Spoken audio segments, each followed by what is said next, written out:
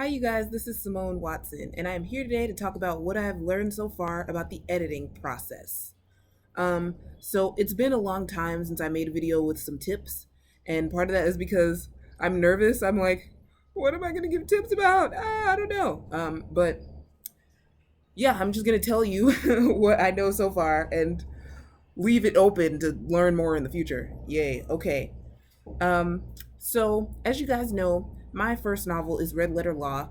I finished the first draft of it on November 2nd. Um, I, yeah, okay, here's tip number one, right? Don't be in a hurry, or try not to be in a hurry, because this process may take longer than you think it's going to take. Um, I finished writing Red Letter Law, yeah, like I said, November 2nd. I had been aiming for October 31st because I wanted to write something new November 1st. And initially, I thought I was going to start the Red Letter Law sequel on November 1st, and that was going to be my NaNoWriMo novel. I am so glad that that was not the case because I needed a break from that world. When I finished Red Letter Law November 2nd, I needed a break. And thankfully, I had already started Furlough, which was my first Nano novel on November 1st. I did end up starting the Red Letter Law sequel, but that's a low pressure situation where it's like it started, but I'm not, you know, I'm not attached to anything that I've written in it exactly, so it could end up being totally different. But yeah, you can't rush. I mean, you can, but you can't. Okay. Um, I did a first round of edits for Red Letter Law very quickly, and it was mostly grammar and things like that. Um, and most of my grammar was just already fine, like and good, so I didn't really need much with that. But there were some things, and a lot of people say let your manuscript rest for some amount of time, like go away from it. Some people say for a month.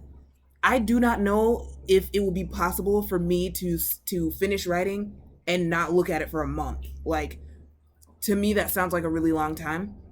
So it may just be like whatever works for you, whatever amount of time works for you. Like, I don't know. But there were some things about Red Letter Law that I didn't realize until later, after I finished writing, that I wanted to change, or that I felt like, okay, this could be better like this. But it took me a while to understand that, like, a few weeks to understand those changes. So that's why you can't be in a hurry. Tip number two: tell yourself it's going to be okay. Now, I hope this doesn't sound really cliche, but just tell yourself it's going to be okay. But really, when I first finished Red Letter Law, November 2nd at like 11:28 p.m. or something like that, I had thought that I would feel so happy because so much time in October I had spent, and I was like, I'm gonna finish this book, I'm gonna finish this book, I'm gonna finish this book. Um, I thought that I would feel really happy. Even on those last 2 days, I was like, oh, I'm so close to finishing, yay! But when I first finished Red Letter Law, the first thing I felt, I think, was fear. And it was fear that there was this draft that I had, and I was going to edit it forever, and it was never going to be good enough or perfect. Um, so, you know, that kind of was like, I don't know. But the next day, like, I went to sleep, and when I woke up the next day and like had some time to like think about it, it was like, you know what? This is amazing. I have a first draft. Oh, that's tip that's going into tip number three as well. It's going to be okay, but it's also be glad that you have something to work with. Okay. And it was like, this is going to be okay because I have this thing to work with. I have this starting point, and even if it changes a lot, like before the time that it's ready, I have progress. You know, really, like, a lot of progress, a lot more progress than you did before you ever put any words on the page. So be glad that you have something to work with. Um, oh, I put especially if you're a pantser, because y'all know when you're a pantser, what the book looks like when it's typed and written, or if you write it by hand, what the book looks like when it's written and what it looked like in your mind before writing it can be two very, very different things. So I would say be glad you have something to work with, because you like this is not where you this may not be where you thought you were going to be before, and so you're definitely further on the stage of book development. um Tip number 4. I'm sorry, I've had to renumber because I added one. Tip number 4: try not to be afraid of change. Oh, this is so tough. You guys, being afraid of change. I changed a major character's name in Red Letter Law, on November 20th. I don't think you guys have heard this story yet. Okay, this was a character who I named back in August. I started the book July 24th or 25th because it was like on the border of midnight. I had named this character back in August-ish, I think. And when I named him, he didn't have a whole lot of a story, personality. Of course, I hadn't really written him in the story yet. So it was like he needed a name. But the character's name was too similar to my main character's name, and I knew that. Okay. So yeah. So I knew that they sounded similar, but I told myself, "Oh, it's going to be fine." Until I got to the point like a couple weeks after finishing the book, and I was like, this is too much. Like, I've been thinking and thinking these two characters' names over and over, and I need to change it. It's just not working for me. I need to change it. So I changed it. And honestly, I got pretty emotional about that. Like, I was like, I'm so used to calling him such and such, I'm going to call him such and such. But it ended up it's for the best. It really is. So, and now I'm going to have to make even bigger changes than that. So, that's going to be fun. But it is going to be fun because later on I'm going to be like, wow, this is a better book. When you can look at your book and say, honestly, this is better than it was before, it's going to be worth it, right?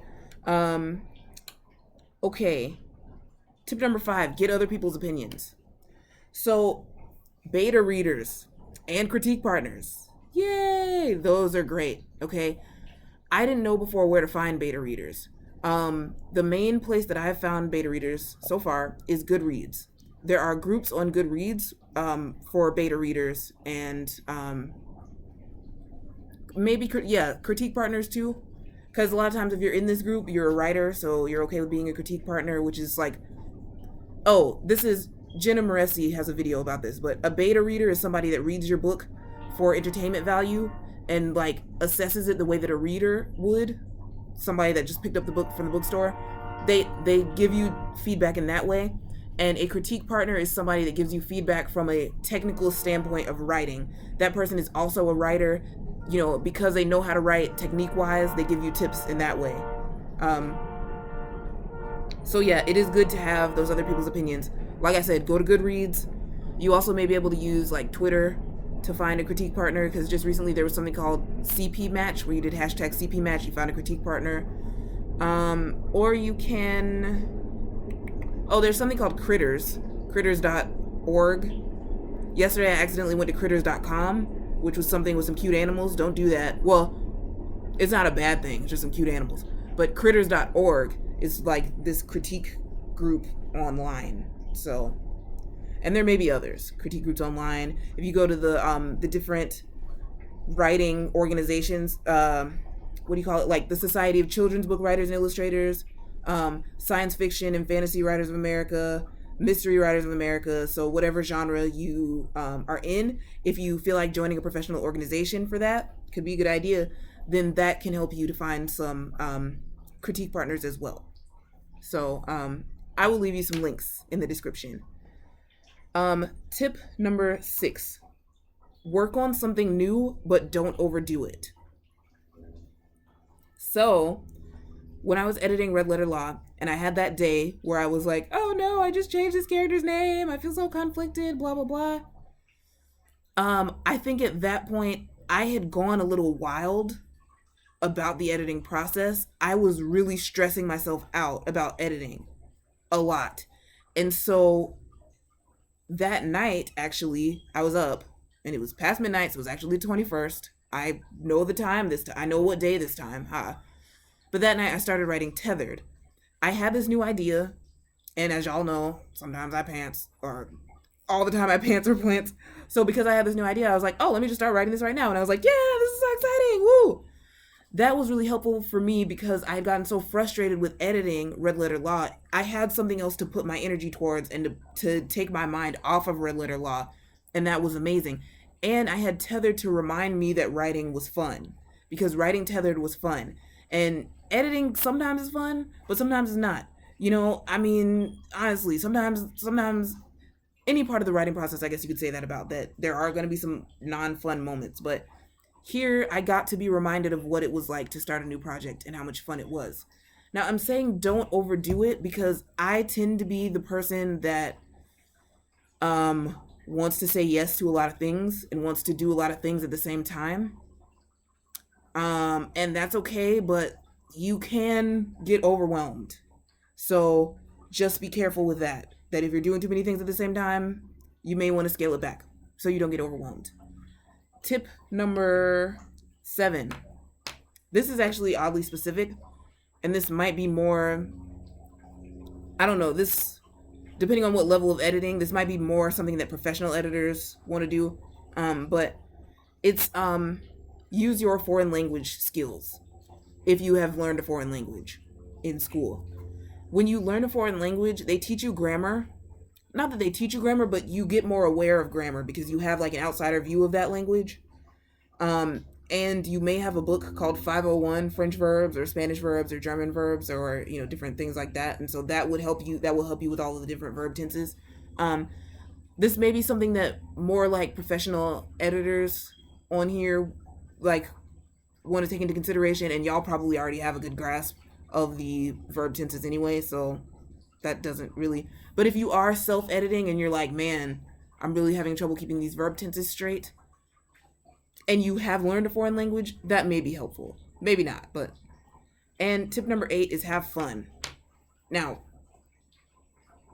because I have started doing freelance editing recently, I've realized that it's really a lot of fun to point out other people's mistakes and not my own.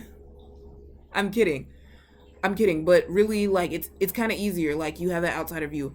It's not always fun to find your own mistakes, but it can be fun when you, for different reasons. It can be fun because you get to put a new angle on your story, and it's your story, and you love it, and it's still gonna be yours when you make these changes, and some of them can be fun changes. So there you go. I hope that those tips are a little bit helpful to you if you're in the boat that I am also in. We can kind of row it together a little bit. And thank you guys so much for watching. Please like, if you want to, please like, comment, and subscribe. You know where to click. Bye. Ending note, I seem to do this all the time. I forgot that yesterday I was thinking about editing being really hard and those moments that get really rough. And I was like, man, why can't I just eat Netflix and watch Taco Bell? Then I realized that's exactly why I need to edit. Okay, so bye.